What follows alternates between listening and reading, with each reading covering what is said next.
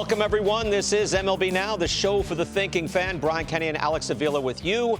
We have breaking news in Major League Baseball as the sport steps into the future. Once again, the automatic ball strike system, the electronic strike zone, is coming to Major League Baseball next year. The vote was today. It was approved. Alex, we saw it in spring training. It was a smash then. I missed it immediately, even on opening day. I'm like, go to your head, challenge the call. What do you make of this system coming into play next season? Yeah, it seemed like that was kind of like the reaction from everybody. Like, you know, why is it just spring training? Because it works so well in spring training. A lot of people probably wanted it to continue on. But kudos to getting it done for next season. I think, at least from my point of view, I've always been an old school. Like, I like the human element part of the game, but I think this adds a level of strategy to the game that'll be exciting for fans, and it'll be exciting for players to be able to, you know, hold the umpire accountable over the course of the game, but at the same time hold themselves accountable because of the fact that, hey, some guys have to really understand what the zone is, and there'll probably be some teams, right, that won't let certain players challenge, especially early in the games, because of their inability to know the zone as well. You know, but I like this because, you know, it's something that I think we've all been talking about for a while, but it'll bring the game kind of to the forefront a little bit as far as the technology and everything we're going into it, but at the same time giving you that human element and continuing with the drama that's a reason why so many people watch this game. I think that the key element here is it's a challenge system. Yeah. You haven't just like thrown the keys to the car to the computers, right? If people are worried about, oh no, the human element. Umpires are still back there. There's a challenge system. Each team starts a game with 2 challenges, and you will keep those challenges if you successfully challenge. Who can challenge? You can be challenged only by the batter, the pitcher, or the catcher. No assistance from the dugout or elsewhere. Challenge must be made immediately after the umpire makes the call. When they did this in spring training, get this, 52.2% of the challenges resulted in an overturn. So what that means is nearly half of them where a batter, pitcher, catcher thought it was, this is so egregious, we must challenge. Almost half, Alex, were not overturned. So I think that kind of proves, like, all right, these are close calls, and we're kind of had entered into an era of lawyer ball, right, where controlling the strike zone is everything. And now, okay, back it up. If you think it was a bad call, go to your head, let them know, and challenge it. In spring training, where everyone was used to it, 52% were overturned. That means 48% were not overturned. Look, I think it shows, one, that the umpires are pretty good at calling balls and strikes. I mean, they do a great job back there. It's those few pitches over the course of the game when you're battling throughout that at-bat that you think you're going to get, whether it's as a hitter or as a battery, and to either end the at-bat or change the course of that at-bat that you think they missed. And that at least gives the players some sort of, control back a little bit as far as like the work they put into, to your point, to control the strike zone, whether on offense or on defense. The other thing, too, I wanted to point out, I was like, you know, between the 3, the catcher had the most successful, rate of turnover because, you know, they're the ones that actually see it all the way through. You know, as a hitter, sometimes as you're trying to get ready to hit, there's a lot of movement that goes on, right? And sometimes you could be a little bit biased, obviously, on what you think is a ball to strike. Yeah. Same thing for a pitcher. When you're throwing a pitch, you're not always seeing exactly where the ball crosses over the plate. You see where it ends up, you know, after the catcher catches it and tries to frame it, but maybe not always on point as far as where that ball's crossing. So, you know, I think you're going to see some teams lean on their catchers heavily for this. And like I said before, like there's going to be some hitters that probably are not going to be given that leeway to challenge early in games because, you know, some guys are just not as good as knowing the strike zone as others. Yeah, I can't wait, especially certain teams battle umpires more than others. I won't name names in New York, but it's like, okay, put your money where your mouth is. I want to get 2 things in here just quickly. Again, the competition committee voted on this today. That competition committee was 6 owners, 4 players, 1 umpire. Last year, the league negotiated with the umpires for the right to implement the automatic ball strike system. And again, it's a challenge system. And if you use your 2 challenges, let's say you lose 2 challenges in regular innings, in your first 9 innings, you are going to be awarded a fresh challenge in extra innings. So that's a new wrinkle as well. And I just love that it's a challenge system.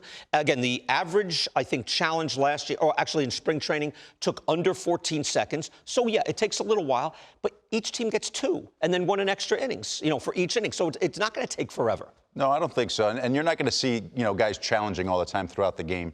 I did like that they added that as far as the extra innings because, at the point in the game when it matters the most, you're going to want to get certain things right.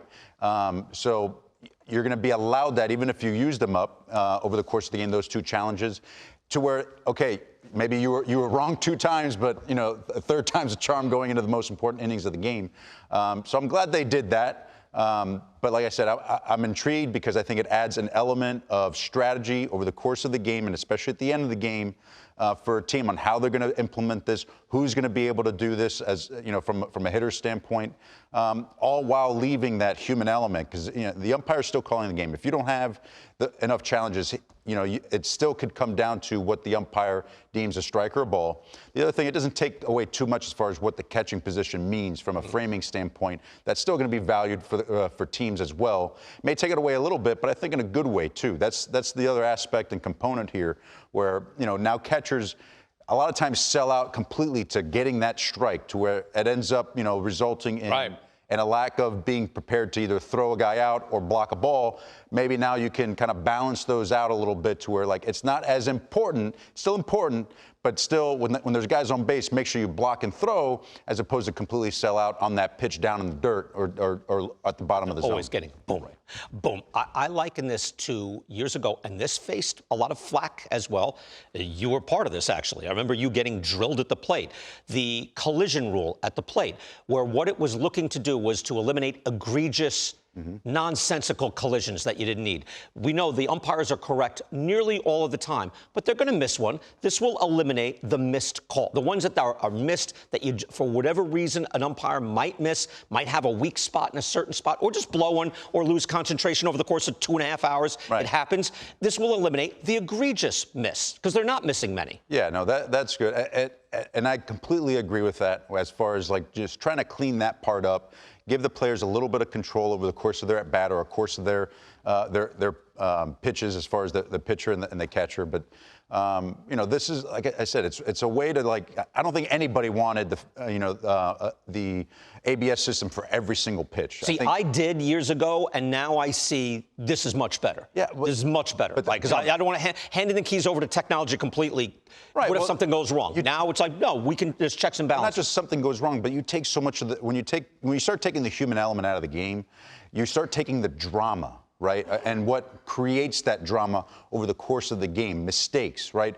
Being human, as far as being able to play the game, and I think that adds a reason on why people like to watch the game is for the mistakes and then being able to overcome mistakes and triumph at the end. I'd rather have no umpire mistakes. No umpire. There's going to be enough mistakes out there. I think this is also riding the wave of the enormous success of the pitch timer. That was, once it was put in, it took years to get it in. It was enormously successful. Major League Baseball got so much better right away. Also, I did an essay on this on MLB Now last week or the week ago on the stolen base rules. Just a tweak to pump up the volume of the stolen bases, but not really change the game. So it worked exactly right. They've done this in the minor leagues for 6 years to test it, and now it's gone through. Here's the Commissioner of Baseball, Rob Manfred, who cited that the previous rule changes that have been adopted by the Joint Competition Committee have had staying power and created momentum for the game. We use the same process with ABS that started with listening to fans, conducting extensive testing at the minor league level, and trying at every step to make the game better. Throughout this process, we have worked on deploying the system in a way that's acceptable to players. The strong preference from players for the challenge format over using the technology to call every pitch was a key factor in determining the system we are announcing today. He goes on to say, I commend the Joint Competition Committee for striking the right balance of preserving the integral role of the umpire in the game with the ability to correct a missed call in a high-leverage situation, all while preserving the pace and rhythm of the game. I thank the Major League umpires for their collaboration and the Major League players for their feedback in moving the game forward for the fans. Let's get a little more now with the ABS challenge system and exactly how it is going to be used. Here's Greg Amsinger.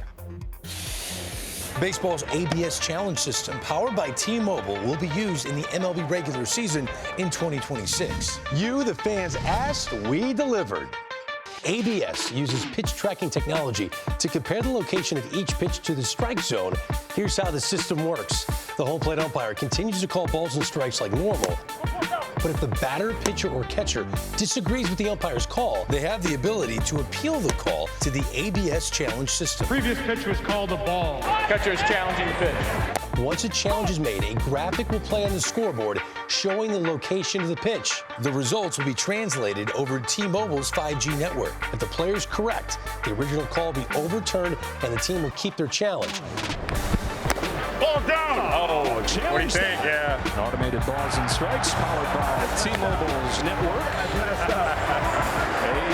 Hey, you take them any way you can get them, boys. If the player is incorrect, the call will be confirmed and the team will lose one of its challenges. There go the runners again. Another 3-2 taken for strike three. Sauer's going to challenge. Look at that. Just clipped it as we see automated balls and strikes powered by T-Mobile's network. You know, there's some strategy to it. Knowing when to take chances and when not to is going to be the game. Each club will start the game with 2 challenges, and all successful challenges are retained. In each extra inning, a team will be awarded a challenge if it has none remaining entering the inning. The timeliness of it, awesome. Yeah. I mean, the guy tapped his hat, the umpire turned around, they threw it up on the scoreboard, we all got to see it, thumbs up, thumbs down, and we moved on. The future is here. All right, a little trimmer there from Greg. Get you ready for the automatic ball strike system coming next year.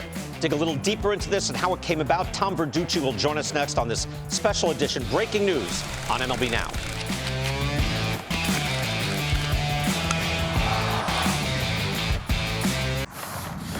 Back here, breaking news on MLB Now. Again, the automated ball strike challenge system coming to Major League Baseball next regular season. It was used in spring training this year. As I mentioned, it's been used for 6 years in the minor leagues, starting with the Atlantic League, moving all the way up the chain, and now ready for Major League Baseball next year. 2 challenges. You'll get a third if you've used both and you go to extra innings.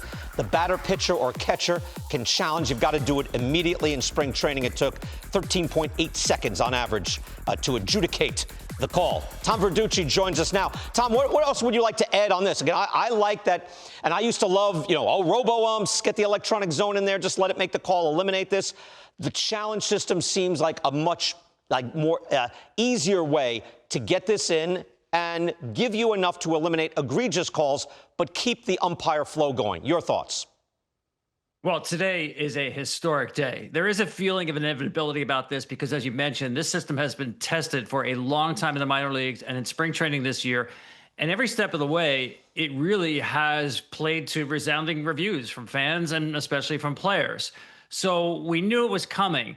But we still have to stop and remind ourselves that for 150 years, that umpire behind the plate was a Supreme Court justice. He was the highest court in the land. And now there is an appellate court for the players if they don't like the pitch. Now, they can't do it all night long. Nobody wants to see that. And I love the fact that you mentioned that these in spring training, these challenges took just 13.8 seconds, and there was an average of just 4.1 challenges per game. So if you're worried about pace of play, you're literally adding 1 minute to a game with these challenges at the spring training rate.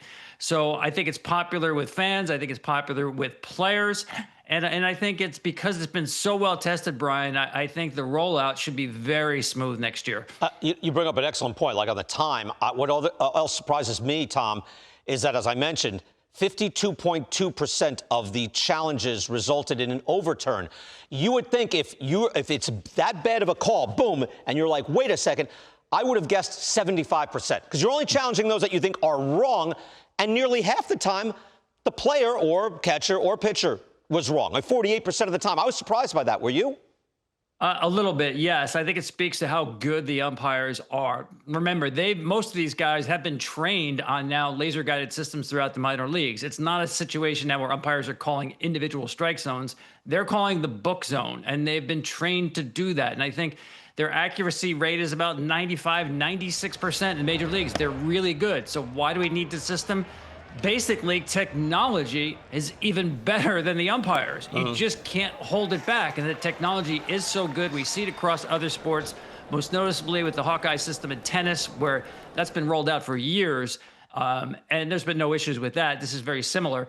So I think it's inevitable that this is going to happen. I think the umpires are in favor of it. But again, I think it actually introduces another level of the human element.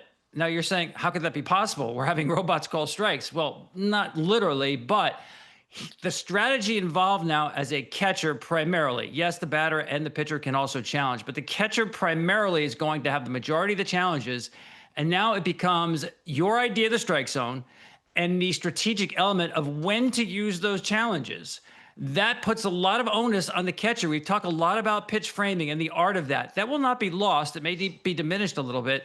But now there's an emphasis on sort of quarterbacking the game from behind the plate and understanding what pitches you should challenge and when. That is the human element. Tom, let me ask you one other thing. Will we be slightly surprised, because this has come up at the Sabre Analytics Conference, where I'm at every year, where the strike zone is a little different than we think the strike zone is? Will we have a few more calls up a little higher than we're used to, or down a little lower than we're used to? Or where is the part that might surprise us as to what the technical new strike zone will be? Yeah, that's a really interesting call. And I think in going around the league and talking to players, the biggest concern I heard was not about the system itself, but about the implementation of the strike zone, defining that strike zone. So now the strike zone is being defined as the midpoint of home plate, not the front, not the back, but the midpoint of the plate. The height will be interesting to see how that's implemented. Now, every player, and it happened this year, it'll happen again next year, will be laser measured in spring training. So the strike zone is literally tailored to their size in a hitting stance.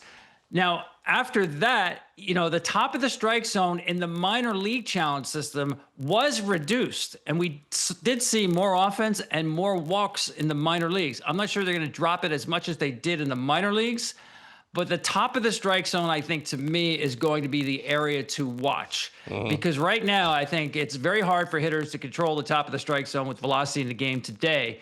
And if you drop that top of the strike zone, you may see more offense and more walks. That's what we saw in the minor leagues. Right. And look, Tom, throughout the history of the game, there's been an ebb and flow to the strike zone. You watched that Sandy Koufax versus the Twins World Series. Ball is up here from Koufax. Yeah, like it's just, and everyone accepts it. The ball, at the letters used to be a strike. I think there's going to be some adjustments as to what the strike zone is. But as you pointed out, then the strike zone stays, correct? Exactly. And I think especially there's no question about the width of the strike zone. That 17 inches is 17 inches. And yes, there will be times where, and we see this now in replays on second base, where that runner's foot comes off the base by a millimeter. But when you deal with technology, you're dealing in absolutes, right? There's no gray areas. And if that pitch is a sliver off the outside corner, that is a ball. And in today's game, if the count's 3-0, that pitch is a strike. Right. Right. The laser system does not care what the count is, what the score is. But Brian, to get back to the reason why we have this, it's because technology is so good, you can't hold it back. And you brought this up earlier. No one, including the umpires, wants games decided by obviously egregious calls that we know that are wrong. We should get those right. That's the reason we have it on the bases. And now that's the reason why we have it on balls and strikes. I remember replay first came into play in any form, 2008. Before that, right, and I remember the resistance then. So there's always a bit of resistance. No, this is going to... And I think it has been the momentum off the pitch timer, off stolen base rules that, no, we can tweak the game. It can get better. Tom, thank you so much. Thank you, Brian. All right, Tom Verducci there. We'll take a short break. When we come back, Alex Avila is back with us now. Ask him about his strike zone behind the plate all those years with Verlander. Yes, the ABS challenge system coming to Major League Baseball next year. We'll examine further next. Brian Kenny back here with you on MLB Now. Alex Avila was 13 years behind the plate in the major leagues, and he wasn't just making this up. Catchers are better at this stuff. It just shows we're always the smartest in the field. The success rate, again, in the challenge system, catchers at 56%, batters at 50%. So 50-50. And then pitchers 41%. You can't trust that. Well, when it comes to hitters, too, because the other thing, too, is at least the stuff during spring training where players would challenge more and kind of leverage counts, right? Leverage situations, but they were less successful. And I found it interesting, too, what Tom had said as far as like that 3-0 pitch, right? That's just off the plate. That's a strike in today's game. But what happens if it's like 3-0 in the third inning with your number 8 hitter up? is he going to challenge that? It's not a leverage spot. If it's that close, you know what I mean? So that's part of that strategy that he's talking about that I was kind of talking about as well, where that's, I think, going to be exciting for fans and everybody that loves baseball as we progress forward. I think it's going to be so much more seamless than people think. I remember people arguing against replay in general, like no, to ruin the game, and you'll show up the umpires. And now, if an umpire misses a call first base, boom, overturn it, we move on. And no one even thinks that ump blew that. You obviously were involved in one that was egregious, Armando Galarraga, perfect game. But how much better is it to say, hey, but if something is botched, hey, fix it and we move on quickly? No, it's a big deal. I think, you know, it brings us into the forefront, you know, you being able to use technology but continue with what's beautiful about the game and the human element about it. So, I mean, I'm excited for it. I'm looking forward to it. I wish it was when I was playing. It was something I think I would have been good at, not only behind the plate but at the plate. So it'll be exciting. I'm looking forward to it. You know what? Then we'll have catcher success rate, not just framing. We could have our own breakdowns here. And success rate, and like knowing what's right, what's not. Again, ABS coming your way again next year. Automatic ball strike, the challenge system coming your way to Major League Baseball next year. Thanks for watching our special report.